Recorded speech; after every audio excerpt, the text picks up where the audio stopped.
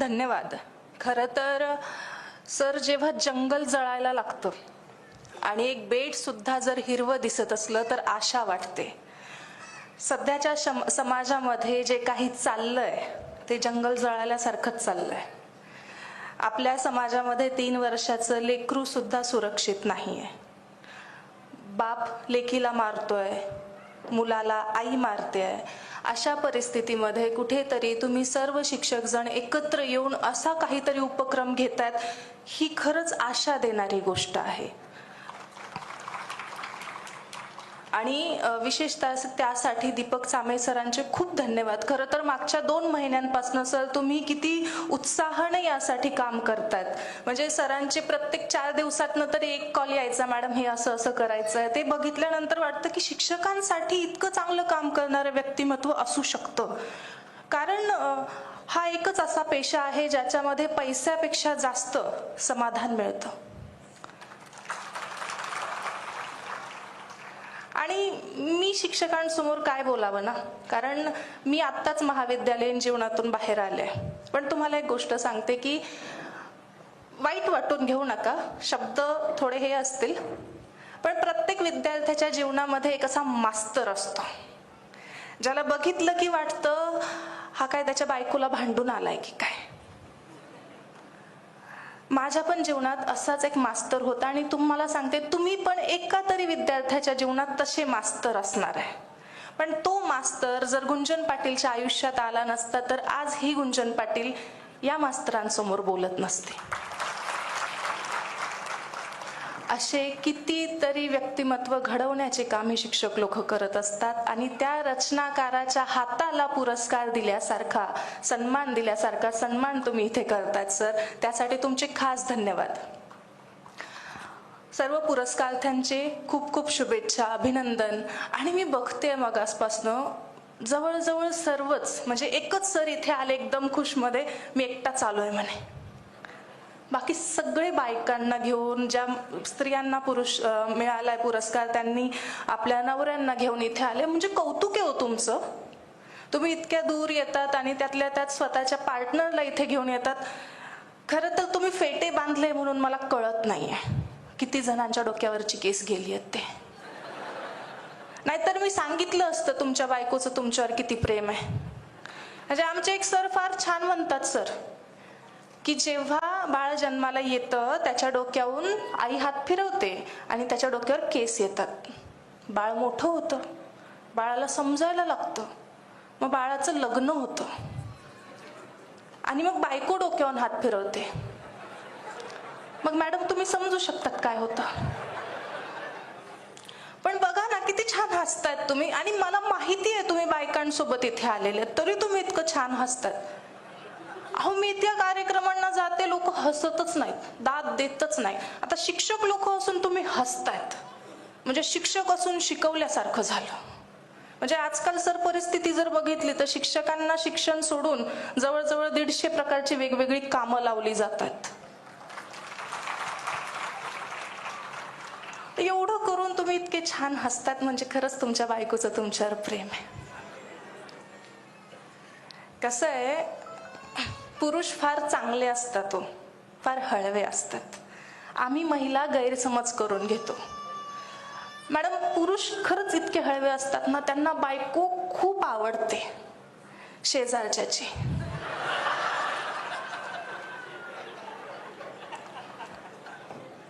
Madam मी मोठ्या मोठ्या शहरांमध्ये कार्यक्रमांना जाते, तिथले लोक असे खुलून हसत नाहीत. मग मी एकदा स्टेजच्या खाली गेल्यावर रोहितला विचारलं की अरे रोहित, ही लोक दात का देत नाहीत. बायको सोबत आलेले असतात स्वतःच्या. कसं असतं माहितीये का, प्रेम कविता ऐकली की चकाकती मर्सिडीज सारखी प्रियसी आठवते आणि मग ती आठवली की चेहरा खुलतो. बाजूला बसलेल्या नानोला काही ते सहन होत नाही आणि मग घरून जाऊन म्हणजे जेवणाचे वांदे घ्यायचे कशाला करून, म्हणून हे लोक दात देत नाहीत. पण तुम्ही इतकं छान बायकोच्या विनोदावर पण हसतायत. मी तुमच्या बायकांना सांगते आणि जे सोबत इथे सगळे आलेले आहेत, खुलून दात देऊ द्या, कारण ते गुंजन पाटीलला ऐकतात, गौतमी पाटीलला थोडी बघतात. मला एक गोष्ट कळते की शिक्षकांना फार ज्ञान पाझरत बसू नये. कारण एकतर असं झालंय ना, आजकाल ज्याच्या खिशात फोन आहे आणि ज्याचं इंटरनेट कनेक्शन ऑन आहे तो ज्ञानी आहे. म्हणून आपण फार ज्ञान पाजरत बसू नये, आणि ज्यांनी मला ज्ञान शिकवलंय त्यांना मी काय शिकवणार आहे. तो एक शेर फार छान आहे की बात कम कीजिए जहानतों को छुपा के रखिए, कि बात कम कीजिए जहानतों को छुपा के रखिए, अजनबी शहर है कुछ दोस्त बना के रखिए. बायकोचा विषय निघालाच.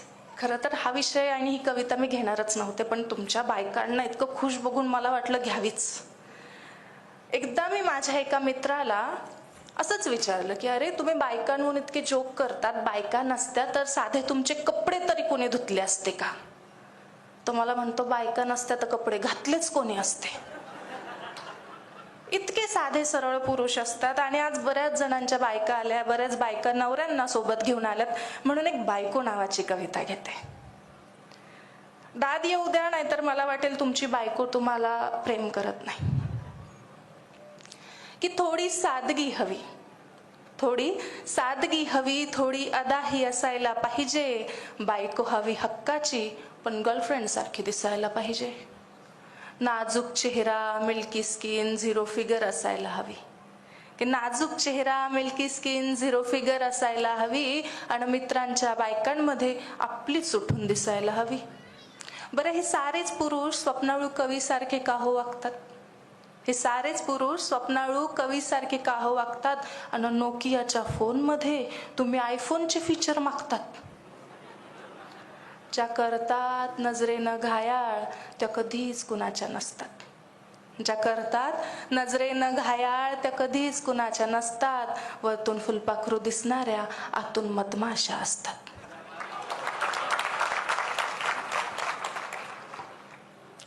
दादून कळालंच असेल बऱ्याच जणांना डसलीये.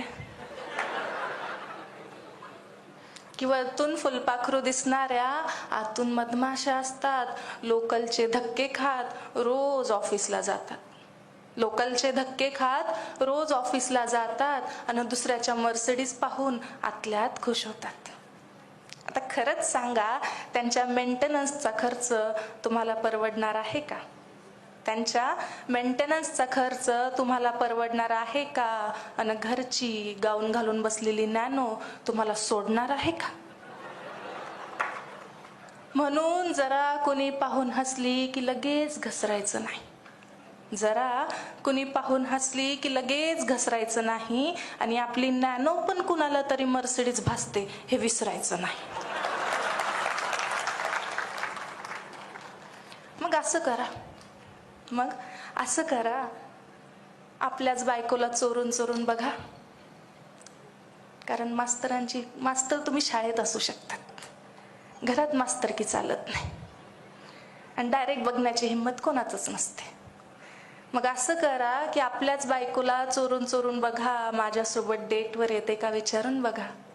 बायको 2 प्रेमाच्या शब्दाशिवाय काहीच मागत नाही. आणि तिचा नवराच तिचा खरा हिरो असतो, पण ती कुणाला सांगत नाही.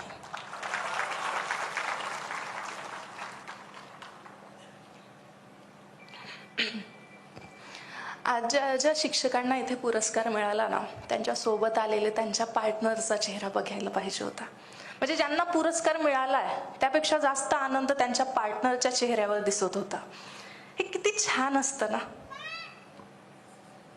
या बाळाच्या आईने सांगितलं याला की जायचं आणि जोरात पप्पा पप्पा ओरडायचं. म्हणजे कळायला पाहिजे याचंच आहे.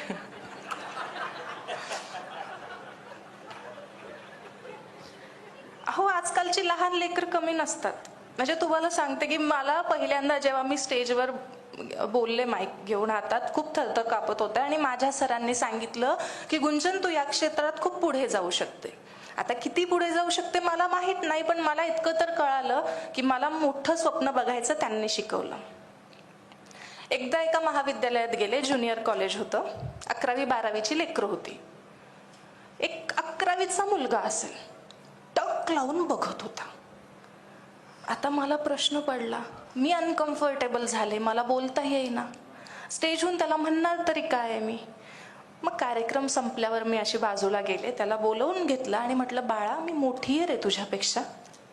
म्हणे मॅडम तुम्हाला कळालं नाही. म्हटलं काय? आमच्या सरांनी मोठी स्वप्न बघायची सांगितली.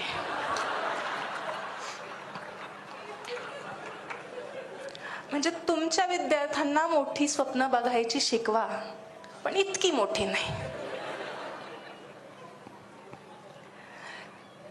शाळेतले दिवस फार छान असतात. मला आल्या आल्या सगळे शिक्षक भेटले, शिक्षकांनी कौतुक केलं. मला खरंच वाटत नव्हतं की हे माझंच कौतुक होतंय. आजपर्यंत सवय नाही हो शिक्षकांनी कौतुक करायची, पण शिक्षक पण कौतुक करू शकतात आणि खूप चांगलं कौतुक करू शकतात हे आज कळत आहे. आणि त्यांचं पण कौतुक गरजेचं असतं.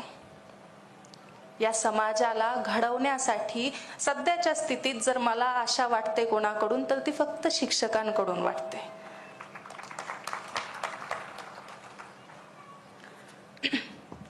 मी एक कविता घेते. कवितेचं शीर्षक आहे झेंडे आणि शाळा. मी जेव्हा शाळेत शिकत होती तेव्हाची शाळा कशी होती, तुम्हालाही तुमची शाळा आठवेल. की माझी शाळा तशी पडकीच होती. माझी शाळा तशी पडकीच होती, देशासारखी मोडकळीस आलेली. फुटक्या माथ्यासारख्या काळ्या भेगाळलेल्या फळ्यावर गुरुजी आमचं भविष्य लिहिण्याचा खराखुरा प्रयत्न करायचे. आम्ही मात्र अज्ञानात सुखासारखे दिवसा फुलपाखरं तर रात्री काजवे पकडायचो. आम्ही हसायचो, रडायचो, जिंकण्यासाठी भांडायचो, पण जात की धर्म, गरीब की श्रीमंत असलं कधी आम्हाला काही शिवलं नाही. स्वातंत्र्य दिनी बांधलेल्या विविध रंगी पताकांसारखे एकाच खळाने घट्ट चिकटलेले, आडव्या रेषात गुंफलेले, पण मनाने सारे सरळ. तिरंगा तेवढा एकच झेंडा आम्हाला माहीत होता. तिरंगा एवढा एकच झेंडा आम्हाला माहीत होता. राष्ट्रगीत आणि खरा तो एकची धर्म गाताना देहभान विसरून जायचो आम्ही. शाळेत नेमकं कोणतं ज्ञान शिकवलं हे फारसं आठवत नाही. शाळेत नेमकं कोणतं ज्ञान शिकवलं हे फारसं आठवत नाही. मात्र अर्धी पिशवी सुगडी सर्वांना समान वाटणारे गुरुजी तेवढे आठवतात. आज चौकात गल्ली बोळात निळे, भगवे, हिरवे, पिवळे झेंडे मिरवणारे हात बघते. मनात प्रश्न येतो, यांची शाळा कोणती असेल? मनात प्रश्न येतो, यांची शाळा कोणती असेल? स्वातंत्र्य दिनी यांनी विविध रंगी पताका बांधल्या नसतील का? की नसतील बघितली यांनी फुलपाखरांची रंगे? कोवळ्या मुखात धर्माच्या नावाने किंकाळ्या फोडणारे आवाज ऐकून साने गुरुजी खजील झाले असतील. तुझे दुधाचे ओठ सुकण्याआधी कोणी कालवलं हे विष तुझ्या ओठी? भारत सुजलाम सुफलाम कवितेचा पाठ पूर्ण होण्याआधी का घोंगावत आहे हिरवे वादळ, पिवळे वादळ, निळे वादळ, भगवे वादळ? या वादळात टागोरांचे गीत आणि बापूंची प्रार्थना म्हणा की सबको सन्मती दे भगवान. शाळेची छट टपकत असताना बाबासाहेब, शिवाजी, फुले, गांधीजी आणि जिजाऊ एकाच कपाटात आश्रय घेत. पाऊस थांबला की बाबासाहेब शिवाजींच्या जागी आणि फुले कलामांच्या जागी आरामात असत. जागेसाठी त्यांच्यात भांडण झाल्याचं मला कधी आठवत नाही. आणि मुले ही रोज जागा बदलायची आणि हसताना दिसायची.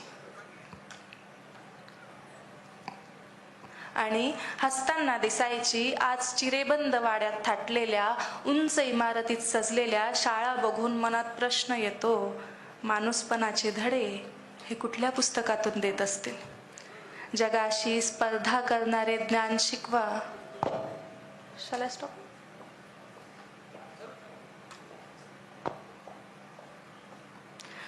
जगाशी स्पर्धा करणारे ज्ञान शिकवा, पण आणखीही शिकवा काही की धर्म रंग फुलांना शोभतात, धर्मांना नाही.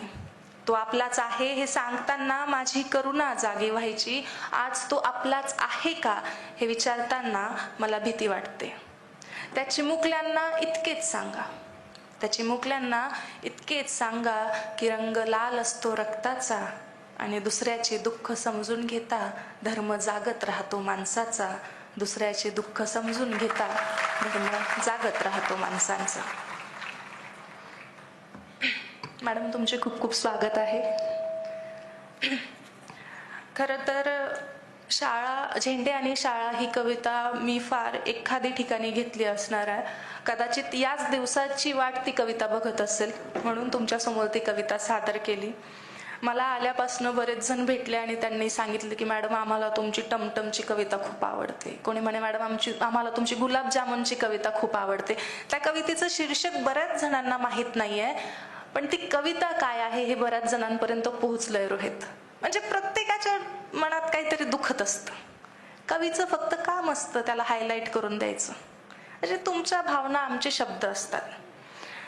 माझे बरेच मित्र आहे, जेव्हा जेव्हा मी कवी संमेलनांना जाते, ते तिथे गेल्यानंतर त्यांच्या प्रियसीच्या लग्नाला गेल्यावर काय केलं, काय झालं यावर 2-4 ओळी ते लिहायची.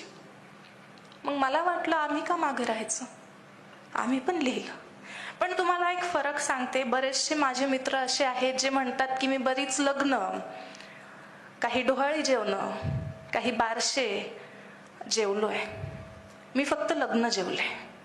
पुढची संधी माझ्या वाट्याला अजून आली नाहीये. रोहित तर एकदा सांगत होता, ती कड्यावर घेऊन आली आणि तिचं लेकरू मला मामाच म्हटलं. पण तुम्हाला सांगते की आपल्या प्रेमाला कुणाचं तरी दुसऱ्याचं होताना पाहणं यापेक्षा वाईट काहीच नसतं या जगामध्ये. आणि तो प्रसंग ज्याच्यावर बेतला त्याला ही कविता पोहोचते. कवितेचं शीर्षक आहे शीड हरवलेली नाव. की काय सटवाईच्या मनी आलं की तिनं असा हिशोब काढला, काय सटवाईच्या मनी आलं की तिनं असा हिशोब काढला, या बानूचा लाडू तिनं त्या म्हाळसाच्या ताटात वाढला. ज्याच्यावर हक्क सांगत गर्व केला, आता त्याच्याच लग्नाला जायचं होतं. ज्याच्यावर हक्क सांगत गर्व केला, आता त्याच्याच लग्नाला जायचं होतं. आपण चापून चोपून नीट केलेलं बाळ दुसऱ्याच्या खुंटीला पाहायचं होतं. मग ठरवलं जे समोर आहे त्याला थेट भिडायचं, आणि आपण नाही, जो सोडून गेला त्यांना आपल्यासाठी रडायचं. मग पोटातली कळ जरा दाबून धरली, एक साडी ठासून नेसली. पोटातली कळ जरा दाबून धरली, एक साडी ठासून नेसले, आणि जितके शक्य होईल तितके मेकअप चेहऱ्यावर फासले. म्हटलं दाखवून देऊ बघ तू काय गमावलं, हवाई जहाज सोडून तुम्ही टमटम गमावलं. आणि त्याला तिच्यासोबत पाहून मी कावरी बावरी झाले. स्वप्न रंगवली होती, हळदीच्या अंगाची नवरी झाले. भानावर आले, डोळे पुसले, मेकअप सारा पसरून गेला, आणि फाजीत सारा आत्मविश्वास 2 डोळ्यातून घसरून गेला. रडून पडून गळा फाडून काही केल्यास भागत नाही. आणि प्रेम कुणाचंही असो ते शब्दाला जागत नाही. मग नजरेस नजर झाली, डोळे अजिबात हटत नव्हते, आणि माझी ओळख करून देताना त्याला शब्दही फुटत नव्हते. मग मीच म्हटलं मी वर्ग मैत्रीण, माझं नाव बानू आहे, मी मानलेली बहीण, आणि तूच याची जानू आहे. तो जरा हसला आणि तिचा हात हातात घेतला. एक काटाच रे माझ्या काळजात रुतला. वेळ मारून नेण्यासाठी मला विचारतो ही कशी आहे. म्हटलं तुझ्यासारख्या गोल कपासाठी हीच योग्य बशी आहे. काय करणार, आजही तुझा पडलेला चेहरा पाहवत नाही, आणि ज्याला आपलं म्हटलं त्याला धीर दिल्याशिवाय राहवत नाही. जाताना जेवून जा, तुम्हाला नाही सांगते कवितेची गोळी. जाताना जेवून जा असं तो सांगून गेला. मग मीही दाबून गुलाबजामुन खाण्याचा निर्धार केला. पण खरंच सांगू, एक घासही घशाखाली उतरला नाही, आणि तिच्या सोबतचा त्याचा फोटो अजूनही डोळ्यातून उसळला. एकांतात बसून मी त्या सटवाईला विचारत राहते, शीड हरवलेली नाव समुद्रात कुठं राहते, शीड हरवलेली नाव समुद्रात कुठं. क्या बात है, जबरदस्त. तुम्हा सर्वांचे आणि दीपक चांगले सरांचे पुन्हा एकदा धन्यवाद सर. हा दिवस माझ्या स्मरणात राहील, लक्षात राहील. कारण खरंच सांगते, मी हजारो लोकांसमोर बोलू शकते, पण इतक्या शिक्षकांसमोर बोलण्याचं दडपण काय असतं हे आज जाणवतंय. तुम्ही भरभरून दाद दिली बायकोसोबत असताना, पण त्यासाठी तुमचे खूप खूप धन्यवाद. धन्यवाद. कवयित्री गुंजन पाटील यांच्यासाठी एकदा जोरदार टाळ्या.